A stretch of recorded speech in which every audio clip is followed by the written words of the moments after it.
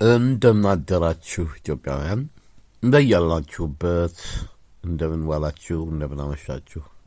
እዚህ ጠዋት ስለሆነ ያው ድምፄም የጠዋት ድምፅ ስለሆነ ጎርነን በጣም የጎርነነ ነው።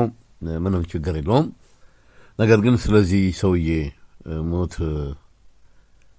የኦሮሞዎች እንግዲህ ኦሮሞዎች ስላችሁ ሁሉም ኦሮሞ አንድ አይነት አይደለም። ብዙ ጎሳ አለ የኦሮሞ ልክ እንደ አማራው እንደ ትግሬው። ይሄ ሰውዬ ስለ አባገዳ ጻፈ ተብሎ እንደ ትልቅ ሪፈረንስ እሱ የጻፈውን የኦሮሞን ሕዝብ ሲያጃጅል እኔ እውነቴን ነገራችሁ ወገኖቼ፣ ከሁሉም የኢትዮጵያ ማህበረሰብ በቀላሉ የሚታለለው ለምን የኦሮሞ ማህበረሰብ ሆነ ጥያቄ ነው። እኔ እንግዲህ በእናቴ በኩል ኦሮሞ ነኝ፣ በአባቴ ደግሞ አማራ ነኝ። እንግዲህ በአሁኑ ቀመር ማለት ነው እንጂ ያደኩት እኔ በኢትዮጵያዊነት ነው። ነገር ግን አንድ ሀቅ ማስቀመጥ ፈልጋለሁ። ኦሮሞ እንደ ማንኛውም ብሔረሰብ ጎጂ ባህልና ጠቃሚ ባህል እንዳለው እናውቃለን። በተለይ በደርግ የኢትዮጵያ ዘመን የብሔረሰቦች ጥናት ኢንስቲትዩት የሚባል ነገር ነበር። በጎጂ ባህል የተተወተው ብሔረሰባትን ጎጂውን ባህል ማስወገድ፣ እውነተኛውን ደግሞ መቀጠል በሚል ማለት ነው። ይሄ አሁን አባገዳ የሚባለው አሁን የሚወደሰው ግንባራቸው ላይ የብልት ምልክት አድርገው የሚንቀባረሩት ግለሰቦች ወገኖቼ በጣም የተወገዘ ነው። አንድ ወንድ ሚስት ለማግባት የሌላ ወንድ ብልት ቆርጦ ማሳየት አለበት። ይሄ የማይታበል የነበረ ሀቅ ነው። ፕላስ ደግሞ ይህ ባህል የማን ነው ብላችሁ ብታይቁኝ በኦሮሞ ማህበረሰብ ውስጥ ገዳ ስርዓት ብለው እንደዚህ የሰዎችን ብልት እየቆረጡ ለዘመናት ኖረው የነበሩት የከረዩና የጉጂ ኦሮሞዎች ናቸው። የሌላው ኦሮሞ ማህበረሰብ ባህል አይደለም። ይሄ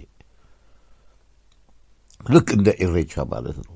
ኢሬቻ አሁን ከሸዋ ኦሮሞዎች እነዚህ አመያዎች ወደ ደብረ ዘይት አካባቢና በወለጋ አካባቢ የተወሰኑ ያደርጉ ነበር። ኢሬቻ የተወገዘ ነው። በየትኛውም ሃይማኖት ሰይጣን ሃይማኖት መሆኑ ይታወቃል። ዳስ ዋይ ኦሮሞ የሚለውን ቃል ወይም ደግሞ ጋላ ይባል የነበረውን ማህበረሰብ ኦሮሞ ብሎ የሰየመው በ16ኛው ክፍለ ዘመን ወይም ከዛ በኋላ ዓመተ ምሕረቱን እርግጠኛ ባልሆንም እነሱ ያመልኩታል። እነ ኃይሌ ፊዳ፣ ዮሐን ክሮፕፍ የሚባል ጀርመናዊ ከትግራይ ጀምሮ እስከ ደቡብ ኢትዮጵያ ድረስ ይሰልል ነበር። የሚመጡት ሰላዮች ያው የታወቀ ነው። በሃይማኖት ስም ነው የሚመጡት። ሰሜን ላይ ትግሬውንና አማራውን ሲያየው የኦርቶዶክስ ሃይማኖት ክርስቲያን ነው። ደቡብ ሲመጣ ግን ኢሬቻ፣ ቦረንቲቻ፣ ቃልቻ የሚባል ኦሮሞች ያያል። የዛን ጊዜ ኦሮሞዎች ወደ ሰሜን እንትን አላሉም፣ አልፈለሱም። ከዛ በኋላ የማቴዎስ ወንጌልና የዮሐንስ ወንጌልን ኦሮምኛ ቋንቋ ተምሮ የሚገርመው ያው ሰላዮች ብቃት ያላቸው ነው የሚላኩት ወደ አፍሪካ። ትግርኛም አማርኛም ለምዷል። ኦሮሞ ማህበረሰቡ ደግሞ ገብቶ ኦሮምኛ ለምዷል ሰውየው። ከየት አመጣሁ ብትሉኝ ዊኪፔዲያ ላይ ተጽፏል። ዮሐን ክሩፕ the man who created the word ኦሮሞ። ይሄ የእሱ ታሪክ አለላችሁ ዊኪፔዲያ ላይ ዮሐን ክሩፕ እሱ ነው። ኦሮሞ ናችሁ እናንተ ጋላ አላችሁም አላቸው። ግን ህዝቡ አልተቀበለውም ያኔ። ምክንያቱም ጋላ የሚለው ቃል እምቢተኛ ጀግና ማለት ነው።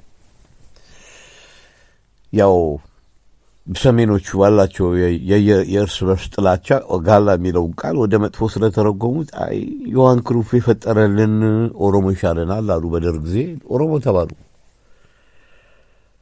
እና ወገኖች ይሄ ሰውዬ 40 ዓመት መሀላቸው ገብቼ ምልትሴ ምናምን ብሎ በውዳሴ ጽፎታል።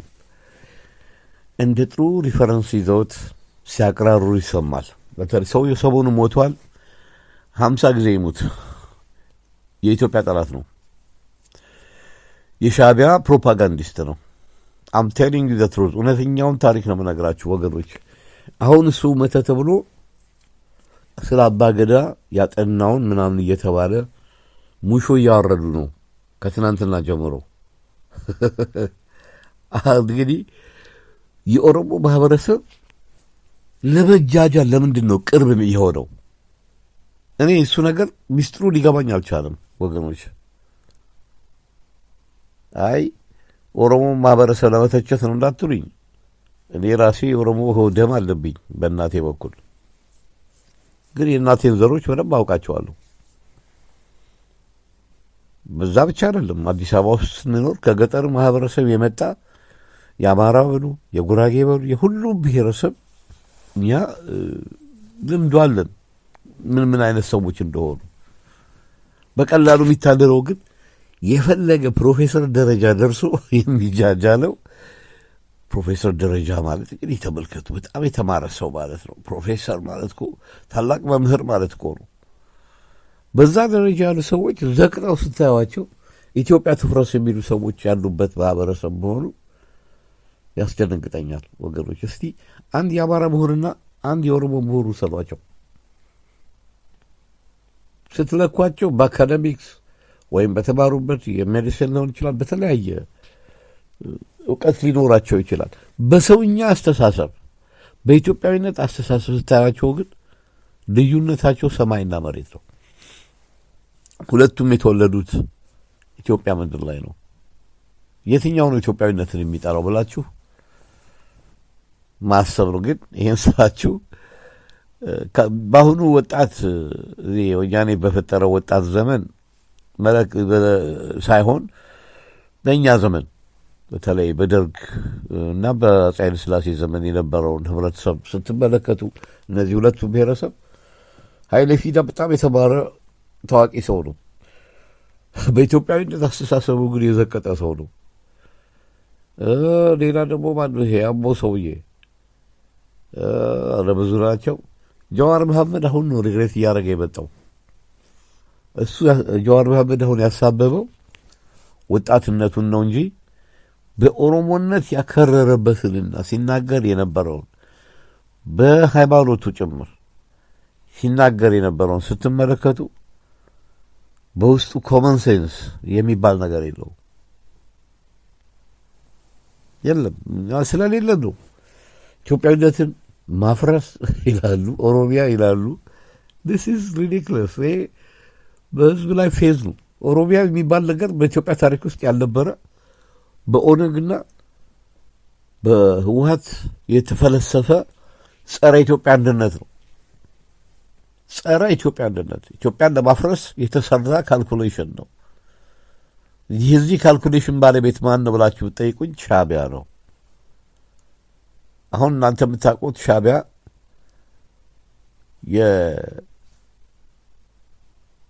ማነው ያኛው የሞተው ደብረ ዘይት ተወልዶ ኦሮምኛ ቋንቋ እንኳን የማይችል ኦሮሞን ይጠየፍ የነበረ ሰውዬ ተስፋዬ ገብረአብ፣ ኦሮሞን ሲጠየፍ የነበረ አብሮት ያደገ አንድ ግለሰብ አለ እዚህ ዩኬ ውስጥ በደንብ የሚያውቀው፣ አብረው አንድ ክላስ የተማሩ።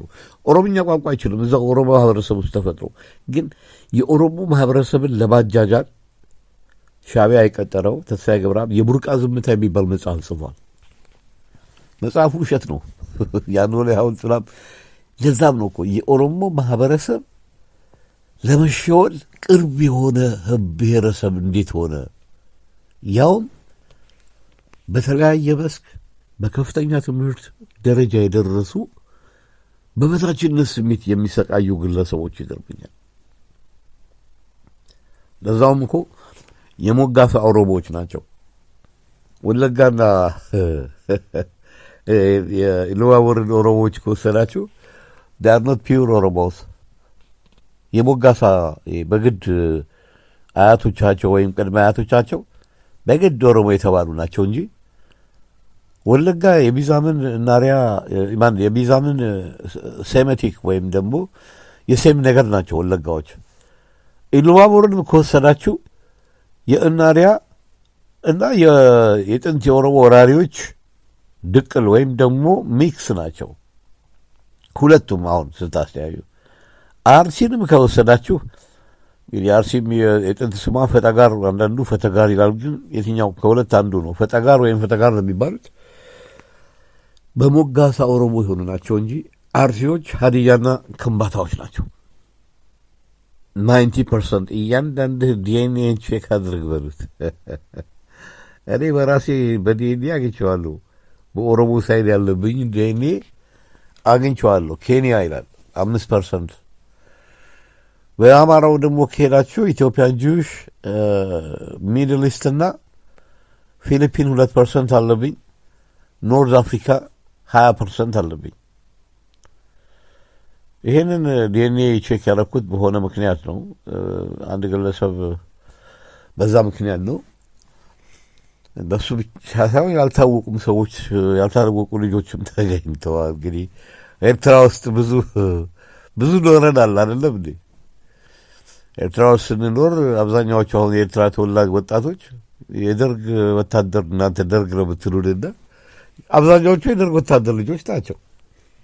ይህንን ያውቁታል ብዙዎቹ። ያው ወታደሩ ዝም ብሎ ሲወጣና ያው በኢቢኤስ ቴሌቪዥን በተለያዩ መስክ አባቶቻቸውን የሚፈልጉ ደግነቱ አንዳንዶቹ ያው ኮንታክት ስላለ በዛ ይገናኛሉ። ነገር ስላነሳው ነው ወዴት ሄድክ እንዳትሉኝ። አስመሮም የሚባል ወንበዴ የገዳ ስርዓት አሪፍ ነው ብሎ ሻዕቢያ ያስቀመጠው ሰውዬ ነው። 40 ዓመት ሙሉ ከነሱ ጋር ኖር ያለው ምን ትሴ ይላል።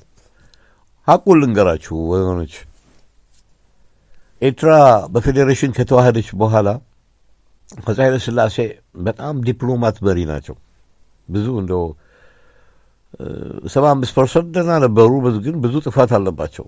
ይሄ የፊውዳሊዝም ስርዓት ቢያስወግዱና በሞደርን የሞናርክ ኮንስቲቱሽን አሳምረው እንደዚህ እንደ ዩናይትድ ኪንግደም እንደ የአውሮፓ እንደ ሆላንድ እንደ የስፔን ሞናርክ አይነት ነገር ቢያደርጉ ኖሮ እሳቸውም አያወርቁም፣ ልጆቻቸውም እንደዚህ አይሰቃዩም ነበር። ያኔ ምን አደረጉ? ከኤርትራ እንደተዋህደች ርስት ሰጧቸው። ሻሸመኔ ደቡብ ኢትዮጵያ ብዙዎቹ የኤርትራ ፊውዳሎችን ርስት ሰጧቸውና ልጆቻቸው እዛው ከኦሮሞ ማህበረሰብ ጋር በኦሮምኛ ቋንቋ ነው ያደጉት። ኦሮምኛም አማርኛም ይችላሉ። ይሄ ፕሮፌሰር አስመሮም የተባለውም ያው እዛው አካባቢ ያሉ ጉጂዎችና ከረዮች ወደዛው ኤሪያ ስለሆኑ ከእነሱ ጋር አድጓል። ግን እዛ ስለኖረ ሲሸፍቱ ጥሪ ሲያደርጉ ሻዕቢያዎች በመላው ኢትዮጵያ ውስጥ ያሉትን የኤርትራ ተወላጆች ለትግል ጠሯቸው። ድሮ የምናውቃቸው እኛ አካባቢ ለምሳሌ የማውቀው ወደ ሻዕቢያ የገባ እኛ ሰፈር አካባቢ የትየ ዘውዴ የነ አሉላ ፓንክረስት ሞግዚት ናቸው። ትየ ዘውዴ በኋላ አንበሳ አውቶቡስ ሪቻርድ ፓንክረስት ግቢ የሚኖር የትየ ዘውዴ ባለቤት የነበረ አንድ ግለሰብ ሻዕቢያ ለትግል ጥሪ ሲያደርግ ጥሎ በረሃ የገባ ሰው ነው። ለምሳሌ ነው ያልኳቸው የማውቀው ሰው ስለሆነ። የካናዳ ኤምባሲ ሾፌር ነበር ሰውየው። ሻዕቢያ እኛ ተማሪዎች ሆነን ማለት ነው። ሻዕቢያ ከየቦታው ሲሄዱ ኦሮምኛ የሚችሉት ብዙ ፕሮፓጋንዳ ሰሩ። እናንተ አሁን የምታውቁት የቡርቃ ዝምታና ይሄንን ነው። ሻዕቢያዎች በሬዲዮ ናቸው። እንግዲህ እኔ በኢትዮጵያ ባህር ኃይል ውስጥ ያለው የጠላት ሬዲዮ ማዳመጥ የተከለከለ ነው ይላል። መከልከል ግን አልነበረበትም። ደርግ ሰራዊቱ ጉጉት ስላለው ተደብቆ ይሰማል። ግን መከልከል አልነበረባቸው። ቪኦኤ እንዳይሰማ የሻዕቢያ ወያኔ ሬዲዮ አትስሙ ይላሉ። በቃ ወታደሩን ሕፃን አድርገውት ስለነበር እና በሬዲዮ ናቸው ሲለፍፉ የምኒልክ ኃጢአት ብለው በአንድ ወቅት አጼ ምኒልክን የሚያጥላላ እነዚህ ደቡብ ኢትዮጵያ ውስጥ የነበሩት የኤርትራ ተወላጆች ኦሮምኛ ቋንቋ የሚችሉት በሳቸው ላይ እንዲህ ብለው ነበር የሚል የኦሮሞ ማህበረሰብ፣ ምክንያቱም ማጆሪቲው ኢትዮጵያ ውስጥ በህዝብ ብዛት ስላለ እነዚህን ካላጃጃልን ኤርትራን ማስገንጠል አንችልም የሚለው ትኩረታቸው፣ ትልቁ ትኩረታቸው የነበረው በኦሮሞ ላይ ነበር ሻዕቢያዎች። አጼ ምኒልክ በኦሮሞ ላይ የሰሩት ግፍ ብለው እንግዲህ ተመልከቱ። ወይዘሮ እጅጋየሁ ለማ የአጼ ምኒልክ እናት ኦሮሞ ናቸው። ዘር ቆጠራ ባይኖርም ማለት ነው በእናታቸው በኩል። አጼ ኃይለሥላሴም ምኒልክና የአጼ ኃይለሥላሴ አባት ደግሞ የወንድማማች ልጆች ናቸው እና የኦሮሞ ዘር አለባቸው። ኢንክሉዲንግ የሞአንበሳም ነገድ አለባቸው። የተዋህደ ህዝብ ነው የኢትዮጵያ ህዝብ። ምን ይላሉ? ጠጅ እንግዲህ ጠጅ መጣል አለ የሚባለው፣ ጠላ መጥመቅ ይባላል። ጠጅ መጣል ምኒልክ ማንኛውም ሰው ከባላባት በስተቀር ጠጅ በየቤቱ እንዳይጥል ብለው አወጁ። ጋላም ቢሆን የሚል በሬዲዮ ናቸው ያሰማሉ። እንዲህ ሁሉ ተብሎ ነበር የሚል ተመልከቱ። አጼ ምኒልክን ለማስጠላት ይሄ ለምሳሌ ነው ያልኳችሁ። በጣም ብዙ ነገር አሉ። ለምንድን ነው? በአጼ ምኒልክ ላይ ቂም አለባቸው። ያ ቂም ከየት መጣ በሉኝ። በአድዋ ጦርነት ብዙ የኤርትራ ተወላጆች ባንዳ ሆነው ኢትዮጵያን የወጉ ተማረኩ። በዛን ዘመን የትም ሀገር የጄኔቫ ኮንቬንሽን ወይም ደግሞ የምርኮኛ አያያዝ የሚባል የለም። የትም ሀገር ምርኮኛን ወይ እግሩን ይቆርጡታል ወይ የሆነ ነገር ነው የሚደረግ፣ ጆሮውን ይቆርጣሉ። የእነ አሜሪካኖች የደቡብና የሰሜኑ ሲዋጋ ብዙ ታሪክ አንብቤያለሁ እኔ። ምርኮኛ አያያዝ እንደፈለገው አሰቃይቶ መግደል ሁሉም ጋር ይደረግ ነበር። ከሁለተኛው የዓለም ጦርነት በኋላ ነው እንዲህ ያለ ነገር የተጀመረው። እርግጥ ነው ሊግ ኦፍ ኔሽን ላይ ነበር ይባላል። ሲመለከቱ ነጮቹ መሬት ሊወስዱ መጡ። እነዚህ ደግሞ መሬትን ለማስወሰድ የተዋጉ ባንዳዎች እያንዳንዱን እጅና እግሩን እየቆረጥኩ ወደ ሀገሩ መልሰው ነው ያሉት አጼ ምኒልክ። ያቂም አለ። ፎቶግራፍ ሁሉ ሳታዩ አትቀሩም። ጣሊያኖች ያነሱትን ፎቶግራፍ ይሄንን እኮ እንደ እንትን አሁንም በሳውዲ ውስጥ ይሰራበታል እኮ የሸሪያ ፍርድ፣ የሸሪያ የሙስሊሙ ፍርድ አሁንም እንደዛ ነው። አዲስ ነገር አይደለም። እና ወገኖቼ ይሄ ሰውዬ ሞተ ብለው የፌስቡክ አካውንት አጣበዋል። የገዳ ስርዓትን ያስተማሩ ምናምን ተብሎ በደርግ ጊዜ እነዚህ ገዳዎች በ1971 እንግዲህ እኔ እንትን ላይ መጽሐፍ ላይ ነው ያገኘሁት። ደሳቸውን ይማር በቅርቡ ያረፉት አሰፋ ጫቦ በ1970 የገዳ ስርዓትን አውግዘው ጽፈዋል በመጽሐፋቸው ላይ። ለመጨረሻ ጊዜ ብልት ቆርጠው የነበረው በ1971 ደርግ እኮ የዛን ጊዜ ሁለቱ ማህበረሰብ ጋር እኮ አንድ ሻለቃ ጦር ላከው። አውጡ በዱላ ነው በቃ የቀጠቀጧቸው ጉጂዎችና ከረዮችን። ጉጂ ባህል አሁን የገዳ ስርዓት የሚሉት እነሱ አሁን ከላይ ያለውን ነው የሚናገሩት። ማስታረቅ ምንትሴ ምናምን ብለው ቀባብተው ይናገራሉ። ግን this is the worst culture በዚህ በከረዩና መቅረት ያለበት ከሚባሉት ጎጂ ባህል ተብሎ የተቀረ ጉዳይ ነው። ያው ወያኔ ደርግ ጨቆነ በሚል በምናምን ብሎ አምታቱ እንደገና ይሄ ጉዳይ እንዲነሳ ተደርጎ ግንባራቸው ላይ የሚያደርጉት የብልት ምልክት አንዱ ምልክት እሱ ነው። ይሄ አሁን ታዬ ቦጋለ አሁን በቅርቡ ከአብይ አህመድ ጋር የተደመረው ስለ ጉጂዎች ተናግሮ ነበር። እሱ ቤተሰቦቹ የወለጋ ዘሮች ናቸው። እዛ ሄደው ወታደር ልጅ ስለሆነ እዛው ነገሌ ቦረና ተወልዶ አደገ እንጂ እውነቱን አስቀምጦ ነበር በአንድ ወቅት። እንዲያውም አፈወርቅ ተክሌ የቆረጧቸው ጉጂዎች መሆኑን በራሱ አንደበት የተናገረበትን ቪዲዮ ማዳመጤን አልደርሰው። አፈወርቅ ተክሌ የቆረጧቸው እዛ ነው። የደጃዝማች የአርበኛ ልጅ ናቸው።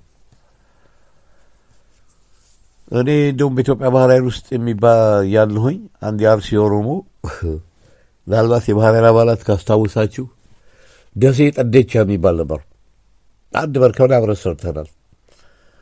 እና አንድ ታሪክ አጫውቶኝ እንግዲህ መቼ እንደተደረገ በትክክለኛ አውቶቡስ ውስጥ በሆነች ዕቃ ይዞ የወንድ ብልት የተቆረጠ ሰው ጠቁሞ ተይዞ አውቶቡስ ላይ ህዝቡ ደግጦ እያለ በቃ ይህን ጨዋታ ሲያጫውተኝ ነበር። እንደዚህ አይነት ኃጢአት ነው ገዳ ስርዓት የሚባለው። በዚህ ስርዓት ውስጥ ይህን ስርዓት የሚደግፉ ክርስቲያንን ማለት አይችሉም። በኢሬቻ ደግሞ ኢሬቻ ቦረንትቻ፣ ቃልቻ ምናምን ያሉ ክርስቲያንን ማለት አትችሉም። ክርስትና